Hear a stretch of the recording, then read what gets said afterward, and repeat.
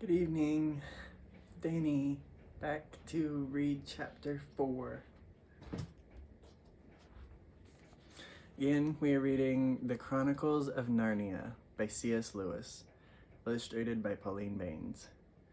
This is Book 1, The Lion, the Witch, and the Wardrobe.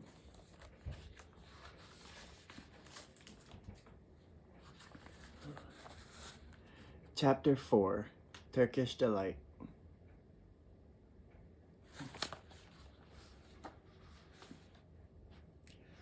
"But what are you?" said the queen again. "Are you a great overgrown dwarf that has cut off its beard?" No, your majesty," said Edmund. "I never had a beard. I'm a boy." "A boy?" said she. "Do you mean you are a son of Adam?" Edmund stood still, saying nothing. He was too confused by this time to understand what the question meant. "I see you are an idiot, whatever else you may be," said the queen. "Answer me, once and for all, or I shall lose my patience. Are you human?" "Yes, your majesty," said Edmund. "And how, pray, did you come enter my dominions?" "Please, your majesty, I came in through a wardrobe." "A wardrobe? What do you mean?" I opened a door and just found myself here, your majesty," said Edmund. "Ha!" said the queen, speaking more to herself than to him. A door from the world of men?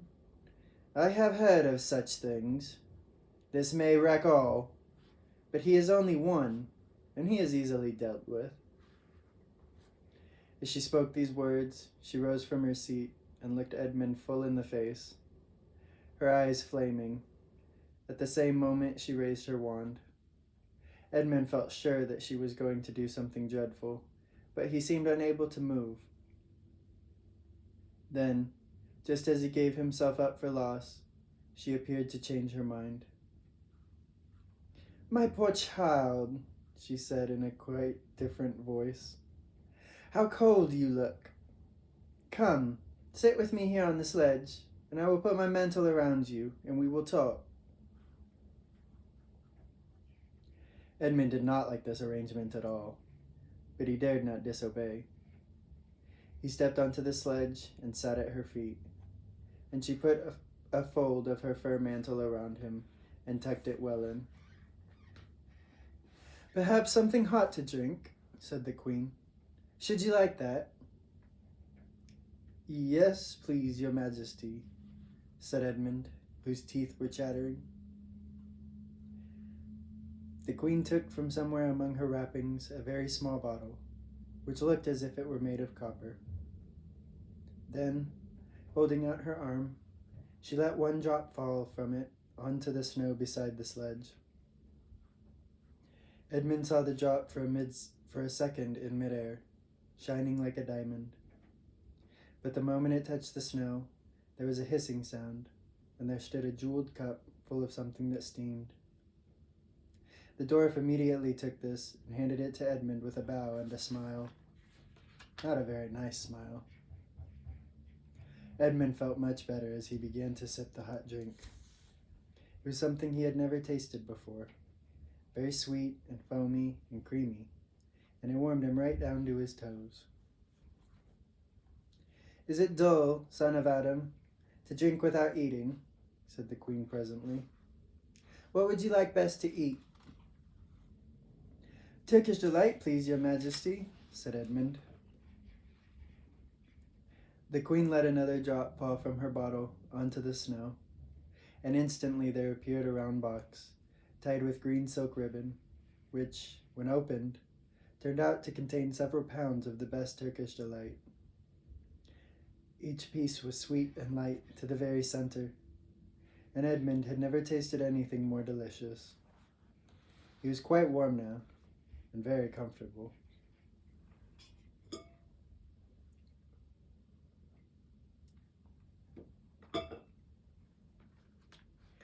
While he was eating, The queen kept asking him questions. At first, Edmund tried to remember that it is rude to speak with one's mouth full. But soon he forgot about this and thought only of trying to shovel down as much Turkish delight as he could. And the more he ate, the more he wanted to eat. And he never asked himself why the queen should be so inquisitive. She got him to tell her that he had one brother and 2 sisters, and that one of his sisters had already been in Narnia and had met a faun there, and that no one except himself and his brother and his sisters knew anything about Narnia. She seemed especially interested in the fact that there were 4 of them, and kept coming back to it. "You're sure they're just the 4 of you?" she asked. 2 sons of Adam and 2 daughters of Eve, neither more nor less." And Edmund, with his mouth full of Turkish delight, kept on saying, "Yes, I told you that before," and forgetting to call her Your Majesty. But she didn't seem to mind now. At last, the Turkish delight was all finished, and Edmund was looking very hard at the empty box, and wishing she would ask him whether he would like some more. Probably the queen knew quite well what he was thinking, for she knew, though Edmund did not, that this was enchanted Turkish delight, and that anyone who had once tasted it would want more and more of it, and would even, if they were allowed, go on eating it till they killed themselves. But she did not offer him any more. Instead, she said to him, "Son of Adam, I should so much like to see your brothers and your 2 sisters. Will you bring them to me?" "I'll try," said Edmund, still looking at the empty box. "Because if you did come again, bringing them with you, of course, I'd be able to give you some more Turkish delight. I can't do it now. The magic will only work once. In my own house, it would be another matter." "Why can't we go to your house now?" said Edmund, when he had first got onto the sledge. He had been afraid that she might drive away with him to some unknown place from which he would never be able to get back. But he had forgotten about that fear now. "It is a lovely place, my house," said the queen. "I'm sure you would like it. There are whole rooms full of Turkish delight. And what's more, I have no children of my own. I want a nice boy whom I could bring up as prince, and who would be king of Narnia when I am gone. While he was prince, he would wear a gold crown and eat Turkish delight all day long. And you are much the cleverest and handsomest young man I've ever met. I think I would like to make you the prince, someday, when you bring the others to visit me." "Why not now?" said Edmund. His face had become very red, and his mouth and fingers were sticky. He did not look either clever or handsome, whatever the queen might say. "Oh, but if I took you there now," said she, "I shouldn't see your brother and your sisters. I very much want to know your charming relations. You are to be the prince, and later on the king. That is understood. But you must have courtiers and nobles. I'll make your brother a duke, and your sisters duchesses." "There's nothing special about them," said Edmund. "And anyway, I could always bring them some other time."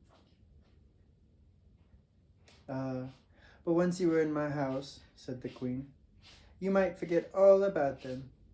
You'd be enjoying yourself so much that you wouldn't want the bother of going to fetch them. No, you must go back to your own country now, and come to me another day, with them. You understand? It is no good coming without them." "But I don't even know the way back to my own country," pleaded Edmund. "That's easy," answered the queen. "Do you see that lamp?" She pointed with her wand, and Edmund turned and saw the same lamppost under which Lucy had met the faun. "Straight on beyond that is the way to the world of men. And now look the other way. Here, She pointed in the opposite direction. And tell me if you can see two little hills rising above the trees. I think I can, said Edmund. Well, in my house. Well, my house is between those two hills. So next time you come, you have only to find the lamppost and look for those two hills and walk through the wood till you reach my house. You had better keep the river on your right when you get to it. But remember, you must bring the others with you. I might have to be very angry with you if you came alone. I'll do my best, said Edmund. And by the way, said the Queen, you needn't tell them about me. It would be fun to keep it a secret between us two, wouldn't it? Make it a surprise for them. Just bring them along the two hills. A clever boy like you will easily think of some excuse for doing that. When you come to my house, you could just say, "Let's see who lives here," or something like that. I'm sure that would be best. If your sister has met one of the Fawns, she may have heard strange stories about me. Nasty stories. They might make her afraid to come to me. Fawns will say anything, you know. And now, please, please, said Edmund suddenly. Please, couldn't I just have one piece of Turkish delight to eat on the way home? No, no, said the Queen with a laugh. You must wait till next time. While she spoke, she signaled the dwarf to drive on. But as the sledge swept out of sight, the Queen waved to Edmund, calling out, "Next time! Next time! Don't forget! Come soon!" Edmund was still staring after the sledge when he heard someone calling his own name. And looking round, he saw Lucy coming towards him from another part of the wood. "Oh, Edmund," she cried. "So you've got in too. Isn't it wonderful? And now—" "All right," said Edmund. "I see you were right, and it is a magic wardrobe after all. I'll say I'm sorry if you like. But where on earth have you been all this time? I've been looking for you everywhere." "If I'd known you'd got in, I'd have waited for you," said Lucy, who was too happy and excited to notice how snappishly Edmund spoke, or how flushed and strange his face was. "I've been having lunch with dear Mr. Tumnus, the Fawn, and he's very well, and the White Witch hasn't done nothing to him for letting me go, so we think she can't have found out, and perhaps everything is going to be all right after all." "The White Witch," said Edmund. "Who's she?" "She's a perfectly terrible person," said Lucy. "She calls herself the Queen of Narnia, though. She has no right to be queen at all. And when the fauns and druids and naiads and dwarfs and animals, at least the good ones, they simply hate her. And she can turn people into stone and do all kinds of horrible things. And she has made a magic so that it is always winter in Narnia. Always winter, but it never gets to be Christmas. And she drives on a sledge drawn by a reindeer with her wand in her hand and a crown on her head." Edmund was already feeling uncomfortable from having eaten too many sweets, and when he heard that the lady he had made friends with was a dangerous witch, he felt even more uncomfortable. But he still wanted to taste that Turkish delight again, more than he wanted anything else. "Who told you all that stuff about the White Witch?" he asked. "Mr. Tumnus, the Fawn," said Lucy.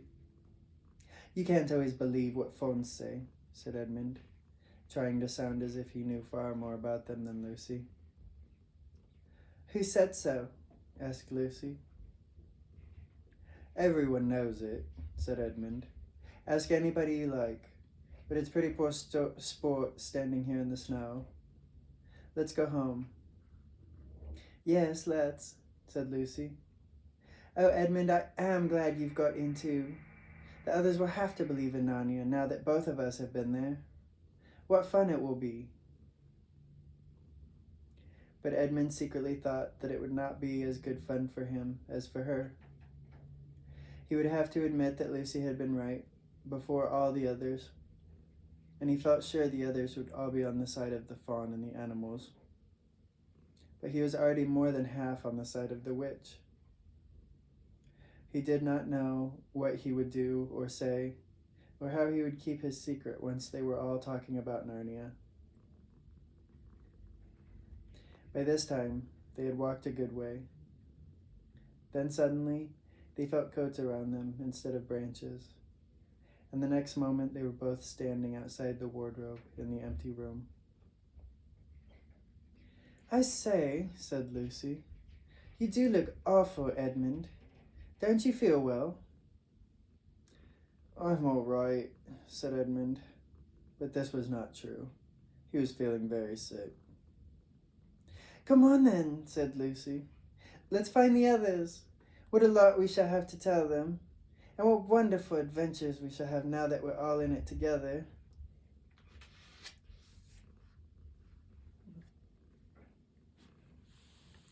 That's all for tonight. Love you. Good night.